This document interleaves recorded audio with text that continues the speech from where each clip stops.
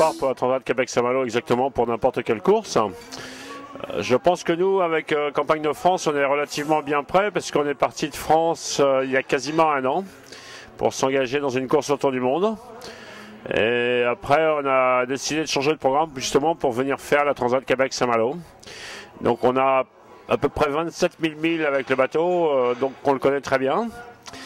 Et puis le bateau, on l'a construit aussi en partie nous-mêmes avec ma compagne Miranda Meron qui court avec moi comme co-skipper du bateau.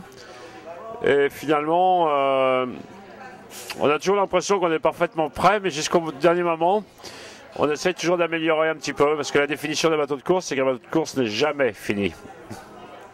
Et si jamais on a l'impression qu'il est fini, c'est pas exactement le même bateau, mais c'est la même famille, parce qu'en 2008, on avait gagné avec un Pogo 40S, et là c'est un Pogo 40 S2, c'est-à-dire que c'est le même architecte, en partie le même chantier, parce que le bateau on l'a construit en grande partie nous-mêmes.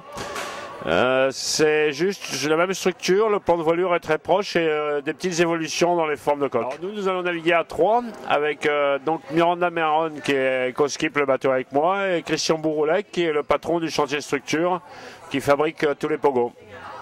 Voilà, il faut faire naviguer les constructeurs justement. C'est bien pour les clients de savoir que le constructeur de leur bateau navigue. Christian Bouroulec va être là. Moi, je l'ai rencontré en 98. Alors, quand il a gagné la Mini Transat. Oui, bah, il arrive. Bon, comme il est patron de chantier, il arrive un peu au dernier moment.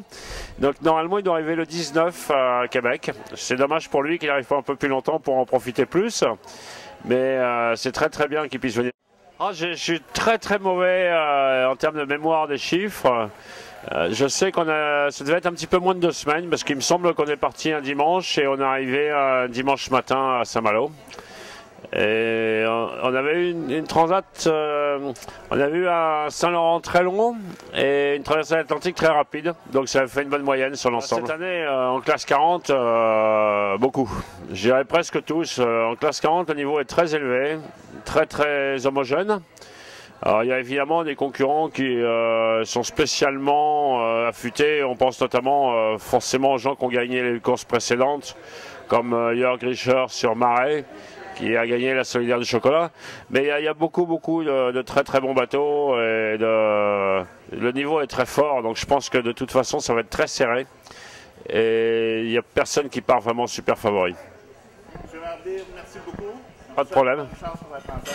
Merci.